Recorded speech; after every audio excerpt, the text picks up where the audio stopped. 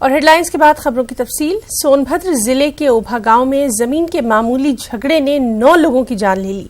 मरने वालों में 6 मर्द और 3 खवातीन शामिल हैं, जबकि कई लोगों के जख्मी होने की खबर है। इस वारदात से गांव के सरपंच और गांव वालों के बीच जमीन के तनाजे का मामला सामने आया। इस पर पुलिस काम कर रही थी, लेकिन अचानक से जमीन पर कब्जा करने के इरादे से सरपंच अपने गुंडों के साथ मौके पर पहुंच गए और फिर दूसरे फरीक के लोगों पर जानलेवा हमला कर दिया, जिसमें एक फरीक के 9 लोगों की मौत हो गई।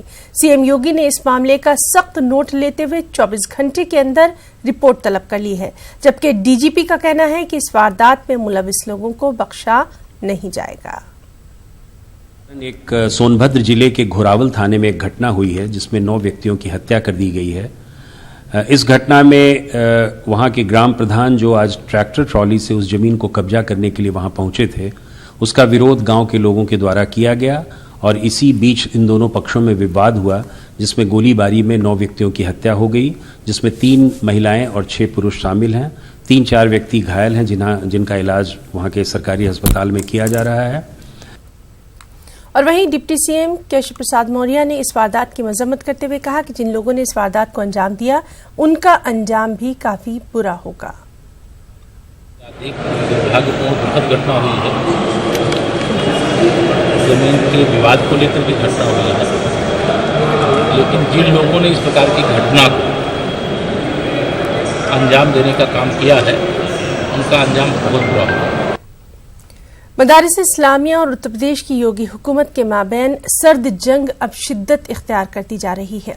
जैसे जैसे मदारिस पर हुकूमत के शिकंजे कसे जा रहे हैं, लोगों के शक व शुबात में भी इजाफा हो रहा है।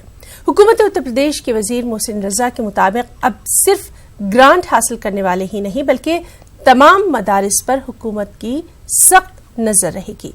पेश लखनऊ से तारिक कमर की ये रिपोर्ट।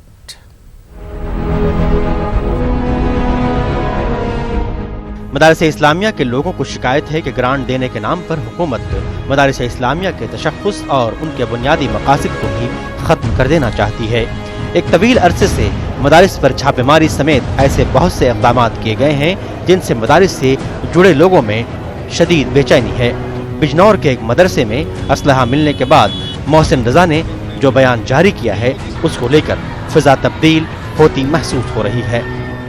और तमाम घटनाएं इस तरह की, अमरोहा के हॉस्टल वाला मामला आया जहां से नेशनल एंटी नेशनल एक्टिविटीज के लोग पकड़े गए, तो ये चीजों को भी रोकना होगा ये सरकार की, क्योंकि ये सुरक्षा से जुड़ा मामला है। इस मामले में हम समझौता नहीं करेंगे क्योंकि ये प्रदेश और देश की सुरक्षा का मामला है। उत्तर प्रदेश मदरसा एसोसिएशन के सदर मोहम्मद अकबर जफर कहते हैं कि वसीम रिजवी और मोहसिन रजा को मुस्लिम मुखालिफ बयान देकर योगी और मोदी की कसीदा खानी करनी होती है। मदरसों के बच्चे हों या मदरसों के उस्ताद हों, उनकी जब जानें नहीं महफूज हैं तो इदारे का तो बड़ा सेकेंडरी मैटर है। और आज इसीलिए देखें कि पूरे मुल्क के अंदर तकरीबन 2% ही मुसलमानों के बच्चे हैं जो मदारिस में पढ़ रहे हैं। ये जो मॉब लिंचिंग हो रही है, मदरसों में बच्चे मारे जा रहे हैं, उनके लिए कोई कानून उनकी फ़िक्र नहीं है। सिर्फ उनको फ़िक्र जो है वो सिर्फ ये है कि अब क्या तालीम दी जाए या क्या नहीं दी जाए। सिर्फ तालीम के अलावा इनको कुछ नहीं दिख रहा है। वो ये चाहते हैं कि पूरे हिंदुस्तान में अरबी, उर्दू, फारसी का कल्चर ख़त्म करना है। सिर्फ ये मंशा। एक मदरसे को टारगेट बनाकर सारे मदरसों को इस तरीके से लेना और फिर उन पर निशाना बनाना, ये बात अच्छी नहीं, लेकिन सरकार को इस चीज़ को देखना चाहिए। तो वाक़या जहाँ पेश आए हम उसकी मजम्मत करते हैं और सरकार को पूरी अथॉरिटी है कि वहाँ जाकर जाँच करे, लेकिन इस तरीके का जो भी हुक्म हो उस तमाम इदारों पर, तमाम इंस्टीट्यूशन इदारों पर उसका इम्प्लीमेंट होना चाहिए। न सिर्फ ये कि आप किसी भी इंस्टीट्यूशनल संस्था को टारगेट करें। तो मुझे लगता है कि इस तरीके का जो बयान दिया गया है ये काबिल मजम्मत इस वजह से है कि इस मुल्क में कानून सबके लिए एक है। अगर वाकई हुकूमत अक़लियतों का एतमाद हासिल करना चाहती है तो कुछ खुसूसी इक़दाम करने पड़ेंगे और सबसे पहला कदम इसी बात में होगा कि अक़लियतों के शक को दूर किया जाए। कैमरामैन उपेंद्र के साथ न्यूज़ 18 उर्दू के लिए तारिक कमर, लखनऊ। यूपी में हुकूमत से मुराद हासिल करने वाले रजिस्टर्ड मदारिस के अलावा अब गैर मंजूर शुदा मदारिस को भी सभी जानकारी हुकूमत को फराहम करानी होगी। सभी मदारिस को जांच के दायरे में लाने की तजवीज पेश करते हुए हुकूमत की जानिब से लाए अमल तय किया जा रहा है। माना जा रहा है कि गुज़िश्ता दिनों बिजनौर के एक मदरसे से गैर कानूनी असलहों की बरामदगी के बाद सभी मदारिस को जांच के दायरे में लाने के लिए ये कदम उठाया जा रहा है। वहीं मदारिस की निगरानी को लेकर हुकूमत के इन फैसलों पर मदरसा मुंतजमीन में बेचैनी देखी जा रही है। गवर्नमेंट को करना चाहिए, पैसा खर्च करना चाहिए गवर्नमेंट को। ये मदरसे वाले बच्चों को चंदे कर कर के मुसलमानों से और उन बच्चों को एजुकेशन दे रहे हैं। गवर्नमेंट मदरसों की जांच कराना चाहती है तो कराए। इससे पहले भी अपना जांचें होती रही हैं। जो मदरसे रजिस्टर्ड हैं उनकी जांच भी कराए, जो रजिस्टर्ड नहीं है उनकी भी जांच कराए। हमें जांच कराने में कोई दिक्कत की बात नहीं है। बाकी और सारे मदरसों को इस तरह समझना वो सही नहीं है, बल्कि मदरसों की बिल्कुल खुली हुई किताब है मदरसे की। हर मदरसे में कोई किसी तरह छुपा कर ताले लगाकर बच्चों को नहीं पढ़ाया जाता। किसी वक्त भी LIO आते हैं, कोई भी आए और पूरी जांच करे उसकी सही तरीके से। समाजवादी पार्टी के साबिक MP और यूपी की मारूफ मुस्लिम सियासी शख्सियत अतीक अहमद के घर पर CBI ने छापा मारा है। इलाहाबाद के चकिया इलाके में वाक़ उनकी रिहाइशगाह पर सुबह 7:30 बजे के करीब CBI ने छापेमारी की। अतीक अहमद पर चल रहे मुख्तलिफ संगीन मुकदमात की जांच CBI कर रही है। अदालत के हुक्म पर CBI ने ये छापेमारी की। वाज़ेह है कि अतीक अहमद इलाहाबाद मगरिबी हल्के से 5 बार MLA और फूलपुर हल्के से 1 बार MP रह चुके हैं। 2005 में BSP MLA राजूपाल के कत्ल के इल्जाम में अतीक अहमद इस कत्ल के मामले की जांच CBI कर रही है। इसके अलावा अतीक अहमद पर गवाहों को धमकाने, अगवा, मारपीट करने जैसे संगीन इल्जामात हैं। मौके पर मौजूद अतीक अहमद के वकील ने CBI अफसरों पर बदसलूकी और ज़ाब्ते की खिलाफवर्जी का इल्जाम लगाया। मैं उनका वकील हूँ, मुझे अंदर जाने दीजिए, लेकिन उन्होंने कहा कि मैं जाने नहीं दूंगा, मेरा प्रोसेस है, मैं नहीं जाने दूंगा किसी तरह से। हम क्या इसी तरह से मनमानी आप लोग करते रहेंगे और हम लोग कम से कम एक प्रतिनिधि तो उनके साथ रहना चाहिए, क्या हो रहा है क्या नहीं हो रहा है। लेकिन उन्होंने कोई इस पर विशेष ध्यान नहीं दिया। उन्होंने कहा कि नहीं आप गेट से भी हट जाइए और चारों तरफ से घर को सील कर दिया है। उन्होंने घर को भी सील कर दिया है, इनका जो जनसंपर्क कार्यालय उसको भी सील कर दिया है और अंदर कार्रवाई चल रही। क्या कार्रवाई चल रही है ये जानकारी अभी क्या कार्रवाई चल रही है तो जो कार्रवाई होने के बाद ही मालूम होगी। यूपी में औकाफ के तहफ़्फ़ुज़ के लिए अब सियासी सतह पर भी जद्दोजहद करना जरूरी हो गया है। रियासत में औकाफ के तहफ़्फ़ुज़ के लिए कानूनी लड़ाई लड़ने वाली सरकर्दा तंजीम कब्रिस्तान इंतजामिया कमेटी ने मुस्लिम सियासी लीडरों से ये अपील की है कि वो औकाफ के तहफ़्फ़ुज़ के लिए सामने आए। इंतजामिया कमेटी के सेक्रेटरी जावेद मोहम्मद का कहना है कि हुकूमत पर दबाव बनाने के लिए मुस्लिम सियासी लीडरों को सामने आने की जरूरत है। जो होना चाहिए वो नहीं है पॉलिटिकल लीडर्स की। अगर सारे पॉलिटिकल लीडर्स कम से कम जो मुस्लिम हैं वही अगर जागरूक हो जाएं तो बहुत से काम आसान हो सकते हैं। हमारे स्टेट से मिलना है, मुख्यमंत्री से बात करना है, वक्फ के मंत्री से बात करना है, चाहे सेंट्रल में हो चाहे स्टेट में हो, अगर ये सब मिलकर तवज्जो दे दें। अगर वक्फ मंत्री भी, जो वक्फ का मंत्री है, चाहे स्टेट का हो चाहे सेंट्रल का किसी भी राज्य का हो, अगर वही तवज्जो दे दे। आज के हम आपको एक बात बता दें कि आज तक कोई वक्फ मंत्री किसी भी वक्फ की प्रॉपर्टी में देखने गई नहीं कि वहां क्या हो रहा है। सोशल मीडिया पर मजहबी मुनाफरत आम हो चुकी है और इसके नताइज में ही आए दिन हुजूमी तशद्दुद के वाकयात सामने आ रहे हैं। इस ज़िम्न में कानपुर का एक वाकया भी पेश आया जहां फेसबुक पर मदारिस और इबादतगाहों में AK-47 होने की पोस्ट वायरल कर दी गई। इसी के बाद कानपुर में मुस्लिम समाजी तंजीमों ने कार्रवाई का मुतालबा किया। वाज़ेह है कि जिला इंतजामिया इस किस्म के वाकयात पर लगाम कसने की कोशिश कर रहा है, लेकिन पूरे तौर पर नाकाम ही नजर आ रहा है। निंदनीय है। धार्मिक भावनाओं को आहत करने के उद्देश्य से, धर्म विशेष की भावनाओं को चोट पहुंचाने के उद्देश्य से, आपसी भाईचारे को ख़त्म करने और नफरत फैलाने, दंगा फैलाने जैसे मकसद के साथ इस पोस्ट को किया गया। 9 साला बच्ची के साथ जिनसी छेड़छाड़ के इल्जाम में अलीगढ़ मुस्लिम यूनिवर्सिटी के डेली वेज मुलाजिम को अलीगढ़ पुलिस ने गिरफ्तार किया। वहीं यूनिवर्सिटी इंतजामिया ने भी मुतल्लिका शख्स को फौरी मुअत्तल किया, जबकि मुलजिम मोहम्मद अहमद ने सभी इल्जाम को कबूल कर लिया।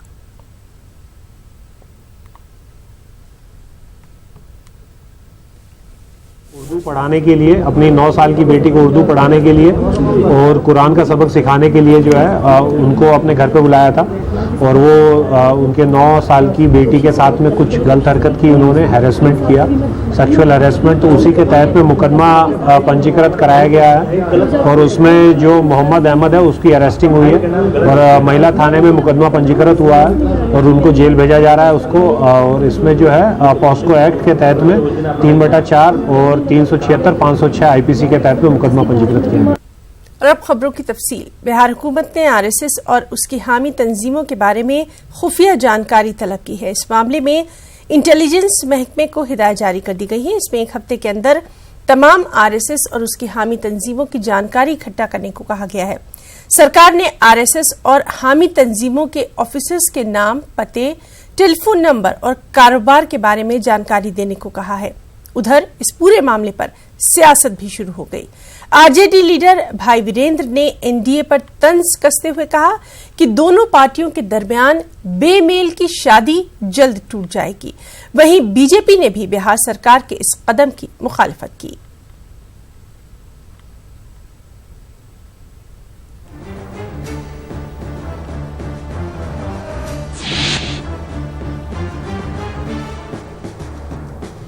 केवल एक संगठन राष्ट्रीय स्वयंसेवक संघ को अगर टारगेट किया जा रहा है तो ये बात सही नहीं है।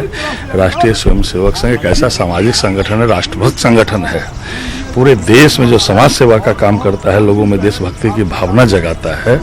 लेकिन सामान्य प्रक्रिया है संगठनों के विषय में जानकारी इकट्ठा करना, लेकिन केवल अगर एक संगठन के बारे में किया जा रहा है तो ये बात कहीं से उचित नहीं है। ये एनडीए में सब कुछ ठीक नहीं है, इसलिए कि जो बंच ऑफ थॉट के मानने वाले लोग हैं, जो हिंदुस्तान के कानून को नहीं मानने वाले लोग हैं, जो नाथूराम गॉडेस के कानून को चलाना चाहते हैं, जिसने जो है पूरी आज़ादी जो है इस हिंदुस्तान की तहरीक की आज़ादी में कहीं ना कहीं गद्दारी करने का काम किया, वैसे लोग के साथ गठबंधन का मतलब है बिना मेल के जोड़ी।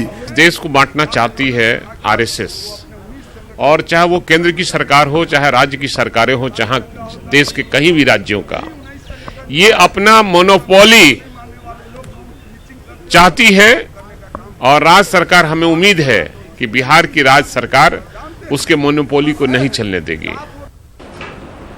किसी के मन में कुछ भी धारणा रही हो, पर मैं इस निष्कर्ष पर पहुंचा हूं कि दुनिया की सब ताकतों ने संघ के और संघ के कार्यकर्ताओं के बारे में अधिकाधिक जानकारियां एकत्रित करनी चाहिए, जिससे जो भी भ्रम हैं उन सब से वो निकल सके। और इसलिए अब तो वैश्विक स्तर पर ये सिद्ध हो गया है, संघ is an well known for his discipline, patriotism, human values, national values, welfare values and harmony. तो मुझे ये लगता है कि जितने भी दल, नेता संघ के बारे में जान। और अब बात बिहार में सैलाब के कहर की।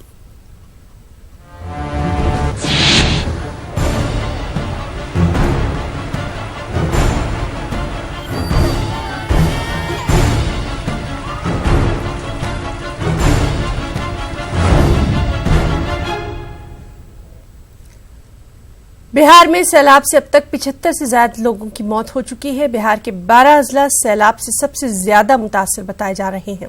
26 लाख से ज्यादा अफराद सैलाब का शिकार हैं।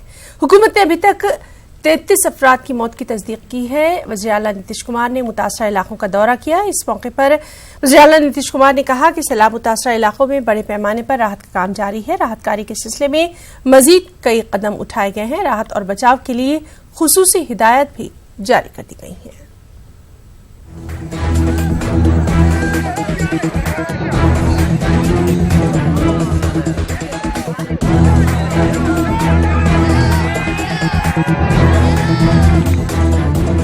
बिहार में अब तक सैलाब से 75 से ज्यादा अफराद की मौत हो चुकी है। वहीं हुकूमत ने अभी तक 33 अफराद की मौत की तस्दीक कर दी है। बिहार के जो अजला सैलाब से मुतासिर हैं उनमें शिवहर, सीतामढ़ी, मोतिहारी, सहरसा, मुजफ्फरपुर, मशरकी चंपारण, मधुबनी, अररिया, किशनगंज, सुपौल और दरभंगा शामिल हैं। बिहार में सैलाब से अब तक 70 से ज्यादा अफराद हलाक। रियासती हुकूमत ने 33 लोगों की मौत की है तस्दीक। सैलाब से 26 लाख से ज्यादा अफराद हुए हैं मुतासिर। मोतिहारी में सैलाब से 19 अफराद हलाक। सीतामढ़ी में सैलाब से 11 अफराद हलाक। अररिया में सैलाब से 10 अफराद हलाक। शिवहर में सैलाब से 7 अफराद हलाक। पूर्णिया में सैलाब से 3 बच्चों समेत 7 अफराद हलाक। मधुबनी में सैलाब से 7 अफराद हलाक। किशनगंज में सैलाब से 4 अफराद हलाक। दरभंगा में सैलाब से 2 अफराद हलाक। सुपौल में सैलाब से 2 अफराद हलाक। सहरसा कोसी नदी में डूबने से 2 अफराद की मौत। मुजफ्फरपुर, शिवहर, सीतामढ़ी, पूर्णिया, चंपारण, मधुबनी में सैलाब। सहरसा, कटिहार, अररिया, किशनगंज, सुपौल, दरभंगा में सैलाब। बिहार में आए सैलाब की वजह से लोग अपना घर छोड़कर ऊंची जगहों पर जा रहे हैं। वहीं सीतामढ़ी में सैलाब की वजह से मकान गिरने की तस्वीर भी सामने आई है। सैलाब के पानी की वजह से ज्यादातर सड़कें टूट चुकी हैं और गांव का राब्ता बड़े शहरों से मुनक़ता हो चुका है। ऐसा ही हाल कुछ मुजफ्फरपुर का है, जहां लोग सड़कों पर रात गुजारने के लिए मजबूर हैं। कोई सुविधा नहीं है हम लोगों का, अभी तक एक तिरपाल तक नहीं मिला है, नाव का सुविधा नहीं है, मतलब किसी तरह की कोई सरकार से सुविधा नहीं है। सैलाब मुतासिर इलाकों में बड़े पैमाने पर राहत का काम जारी है। राहत कार्य के सिलसिले में मजीद कई इकदाम उठाए गए हैं। राहत और बचाव के लिए खुसूसी हिदायत दी गई हैं। ये उजान जहाँ पर ये फूड पैकेट की जरूरत है तो वहाँ पर ये पहुँचा रहे हैं। सामूहिक चेन भी की व्यवस्था की गई है। वजीर आला नीतीश कुमार ने सैलाब मुतासिर इलाकों का दौरा करने के बाद कहा कि इन इलाकों में बड़े पैमाने पर राहत और बचाव के लिए खुसूसी हिदायत जारी की गई हैं। Bureau report, news 18 Urdu. और बिहार में सैलाबी कहर जारी है। 12 अजला सैलाब की जद में है। अवाम बेहद परेशान है। सुपौल, अररिया, सीतामढ़ी, दरभंगा, शिवहर और मोतिहारी के इलाके सैलाब से सबसे ज्यादा मुतासिर बताए गए हैं।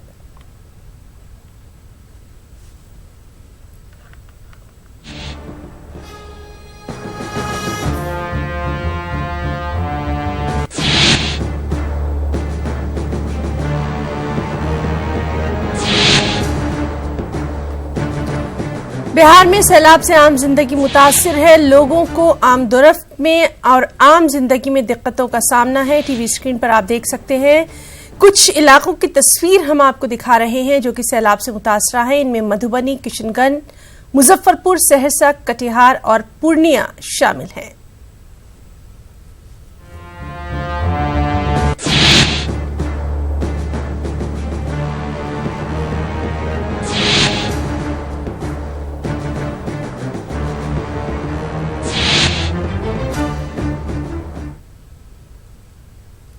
बिहार मदरसा एजुकेशन बोर्ड के चेयरमैन पर मदरसा बोर्ड के मेंबरों की जानिब से लग रहे इल्जामात का बचाव करने खुद महकमा तालीम के वजीर मैदान में उतर गए हैं। वाज़ेह है कि मदरसा बोर्ड के चेयरमैन अब्दुल क़य्यूम अंसारी को वज़ीर तालीम कृष्ण नंदन वर्मा ने ही चेयरमैन बनाने के लिए मुंतखब किया था। अब मदरसा बोर्ड के मेंबरों ने बोर्ड की मीटिंग नहीं कराने समेत चेयरमैन पर कई तरह के इल्जामात आयद कर दिए हैं। ऐसे में वज़ीर तालीम का कहना है कि मदरसा बोर्ड के चेयरमैन अच्छा काम कर रहे हैं। जहाँ तक जानकारी है क़य्यूम अंसारी साहब जब से चेयरमैन हुए हैं उनके खिलाफ एक मुहिम चल रही है। उसमें क्या सच्चाई है, कितनी सच्चाई है, ये हम नहीं कह सकते, उसके बारे में हम कुछ नहीं बोलते। लेकिन मुझे जो जानकारी है इनके चेयरमैन बनने के बाद बहुत सारी गड़बड़ियाँ जिस विभिन्न स्तर पर होती थी उनको ये दुरुस्त करने का काम किया। बिहार में एक तरफ नीतीश हुकूमत इंसाफ के साथ तरक्की का दावा करती रही है, दूसरी जानिब तालीमी इदारों में चल रहे हुकूमत की स्कीम में अक़लियती स्कूलों को शामिल नहीं किया जाता। माली साल 2017-18 में फर्नीचर खरीदने के नाम पर स्कूलों के लिए 1 अरब 20 करोड़ रुपया जारी किया गया, लेकिन महकमा तालीम ने एक भी अक़लियती स्कूल को 1 रुपया तक देना मुनासिब नहीं समझा। रिपोर्ट।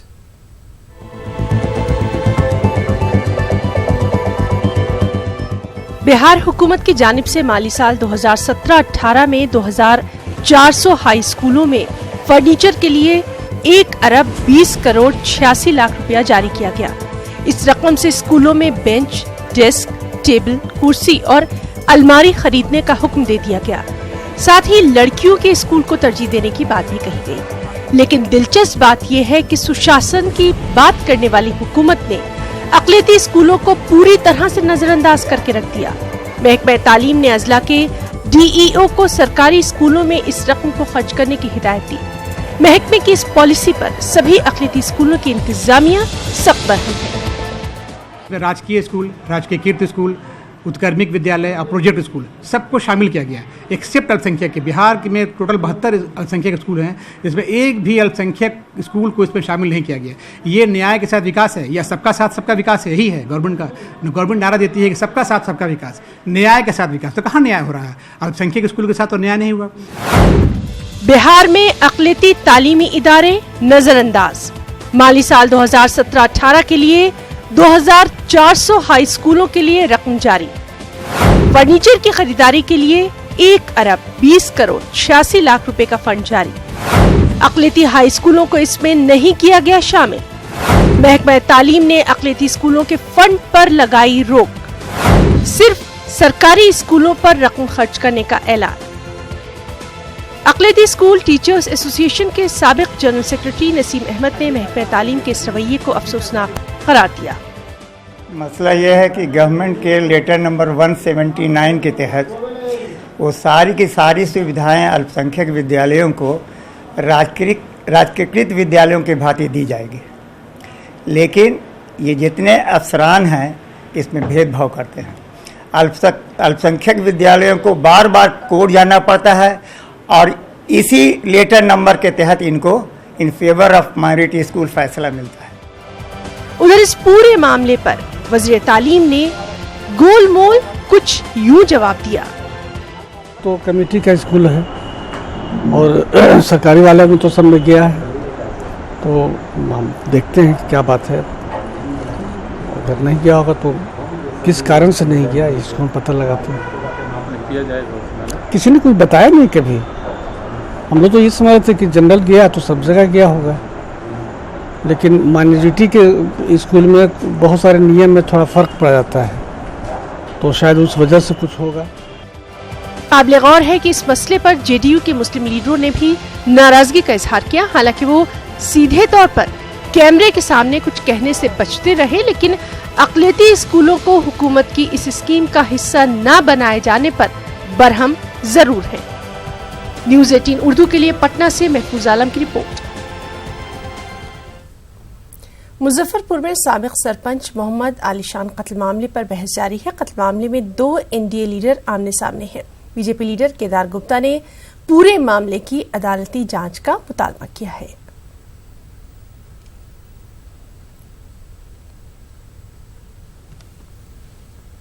बिहार में जराइम के आदादोशुमार में कमी नहीं आ रही। ताजा मामले में वैशाली के छपरा चौक पर बदमाशों ने गोली चलाई। इन बदमाशों ने मां और बेटी को बेरहमी से गोली मार दी। इसके बाद दोनों को अस्पताल में दाखिल करवाया गया। बुलेटिन में इतना ही। आदाब।